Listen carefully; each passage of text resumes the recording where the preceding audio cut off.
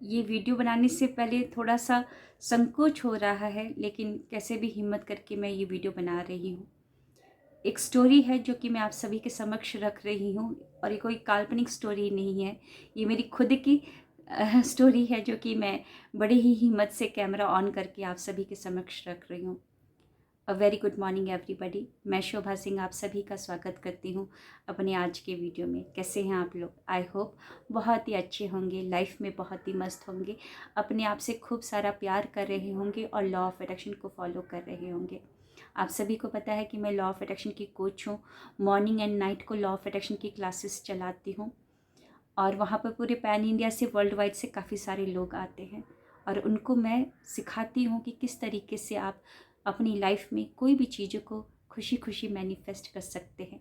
एक सही टेक्निक मैं बताती हूँ, सही तरीका। ये जो स्टोरी है वो मेरी खुद की है और इसका जवाब मुझे आज तक नहीं मिला है। मे बी आप लोग हेल्प करेंगे जवाब का। अभी कुछ देर पहले ही मैंने मेडिटेशन किया, क्यों पता नहीं क्यों मुझे मेरा इंट्यूशन इतना स्ट्रांग हो गया कि वो मैं कैमरा ऑन करके शेयर कर रही हूँ। ये मैं बहुत दिनों से चाह रही थी कि मैं बोलूँ, मैं शेयर करूँ। मैं अपनी क्लासेस में भी चाहती थी कि लोगों को शेयर करूँ, लेकिन कभी हिम्मत नहीं हुआ। लेकिन आज हिम्मत कहाँ से आई है? ये किताब को पढ़ने के बाद ये हिम्मत आई है। अभी आज ही मैंने स्टार्ट किया है, इसके काफ़ी सारे पन्ने मैंने पढ़ लिए हैं। तो ये किताब के पढ़ने के बाद ही थोड़ी सी हिम्मत आई है। इसमें जो वो लेडी हैं उनके अंदर अब्राहम हिक्स की आत्मा आती है और सारा कुछ सॉल्यूशन कैसे लॉ ऑफ अट्रैक्शन को फॉलो करना है वो अब्राहम हिक्स ही बताती है। तो मैं ऐसी कोई आत्मा की तो कोई स्टोरी नहीं बता रही हूँ। चलिए आगे बढ़ते हैं, क्या है वो स्टोरी, बने रहिएगा। ये बहुत ही बचपन, आई थिंक मैं थर्ड या फोर्थ क्लास में होंगी, आई थिंक थर्ड में ही होंगी। और उस समय इतनी समझ नहीं थी। उस समय बच्चों को बस सपने, लगता है कि हाँ सपने सच होते हैं, वही वो विश्वास करते थे। तो मुझे भी, मेरा भी यही मानना था कि हाँ सपने सच होते हैं और खेलना और बस थोड़ा बहुत पढ़ाई करना और रात को सो जाना और खुशी खुशी सोना, क्योंकि सपने उस समय बहुत अच्छे आते थे। एक सपना, मेरे को और सपने तो याद नहीं है, लेकिन एक सपना मुझे आज तक याद है और वो सत्य हुआ, इसीलिए शायद वो अभी तक मेरे जहन में है। वो किसी के साथ शेयर नहीं किया। हाँ, उसके दिन नेक्स्ट डे, मतलब सपने के बाद ही मैंने अपने मम्मी पापा से पूछा, तो मम्मी पापा ने उसको लाइट लिया, उसका जवाब नहीं दिया। तो मैंने भी उसके ऊपर मिट्टी डालना स्टार्ट कर दिया था। लेकिन वो हमेशा ही मेरे जहन में रहा है। कोई और सपना मुझे याद नहीं है। अभी तक भी बहुत सारे सपने देखती हूँ लेकिन कभी याद नहीं रहता, लेकिन वो सपना वो अभी भी याद है। चलिए स्टार्ट करते हैं। मैंने रात को पूरा खेल कूद के खेल लिया था, सब कुछ कर लिया था। उसके बाद जब सोने के लिए गई तो मेरे को याद है कि वो सपना मैंने गांव का, जैसे गांव की एक रोड जा रही है, नीचे से ऊपर की तरफ रोड जा रही है और इधर भी घर है और दूसरी तरफ भी घर है और रात, काफ़ी काली रात हो रखी है और रात में वो जो रोड है उसमें कोई धूल मिट्टी नहीं देख रही हूँ मैं, ना ही ईंटें देख रही हूँ। मैं क्या देख रही हूँ, नीचे के नीचे डायमंड्स बिछे हुए हैं और रिंग्स, जो डायमंड के रिंग्स होते हैं ना वो पड़े हुए हैं।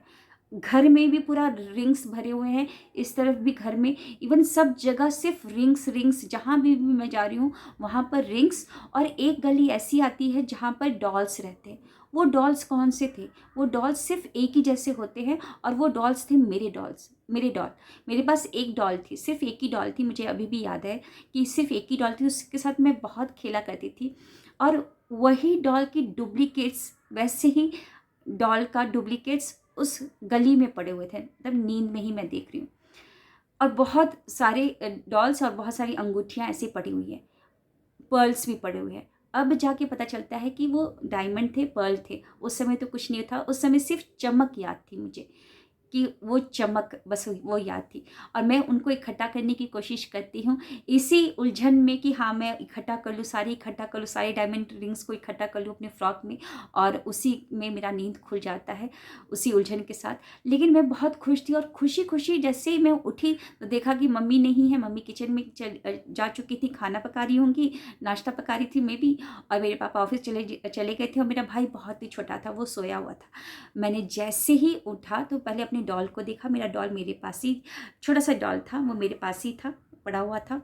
और मैंने बिस्तर के नीचे, पता नहीं क्या मेरे अंदर आया कि मैंने मतलब मन में आया कि मैं फटाक से उठते ही सबसे पहले बिस्तर के नीचे मैंने झांका। बिस्तर के नीचे कुछ भी नहीं था, सिर्फ वही डॉल थी, मेरी डॉल की डुप्लीकेट डॉल थी। क्योंकि मैंने सपने में देखा था डुप्लीकेट डॉल्स पड़े हुए हैं। मेरी जो डॉल थी उसकी डुप्लीकेट डॉल, एग्जैक्टली वही कलर, वही नैन नक्श, वही सब कुछ, जो बनावटी था वो सब कुछ वैसा ही था, सेम एग्जैक्टली। आज तक मैं नहीं समझ पाई कि वो डॉल, मैंने पापा को भी पूछा कि पापा मेरे पास दूसरी डॉल आप लेकर आए क्या, सेम ही डॉल क्यों लेकर आए? तो पापा ने बोला बेटा हम नहीं लेकर आए, हमको नहीं पता सेम डॉल क्या कहाँ से आई, पता नहीं, मुझे नहीं पता। मम्मी से भी पूछा तो मम्मी ने भी बोला ऐसा तो कुछ नहीं है, तुम्हारे पास तो एक ही डॉल है। बस वो 2 डॉल मुझे याद है। अब वो 2 डॉल अब इतने बड़े हो गए, मैंने उसको लाइट लिया। उस समय तो सूझबूझ नहीं था, लेकिन आज तक मेरे जहन में है कि सेम डॉल कैसे आ सकती है, वो भी बेड के नीचे। इसका जवाब मुझे नहीं मिला, लेकिन मुझे अब लगता है मे बी विश्वास, कि मैं एकदम से फेथफुली नींद से खुलते ही नींद और बेड के नीचे जाकर झांक कर देखती हूँ, तो वो मेरा विश्वास ही था शायद। और कि परमात्मा आपकी बात सुनता है। अगर आप उसके ऊपर विश्वास करते हैं तो परमात्मा आपकी ज़रूर बात सुनता ही सुनता है। तो मे बी मेरा फेथ था कि वो डॉल, डुप्लीकेट डॉल पड़ी हुई थी। मेरे को इसका जवाब नहीं मिला है। अगर आप लोगों के पास जवाब है तो ज़रूर बताइएगा। और ये कोई काल्पनिक नहीं है, ये सत्य है। मेरे को प्लीज़ आप लोग बताइएगा। मैं कोई ऐसे ही नहीं बातें कर रही हूँ, सोच समझ के कई सालों के बाद अगर ये वीडियो बना रही हूँ तो मे बी शायद जवाब अब आप लोग दे, इसीलिए शायद इतनी हिम्मत अभी जुटा पाई हूँ ये वीडियो बनाने के लिए, है ना। Thank you so very much.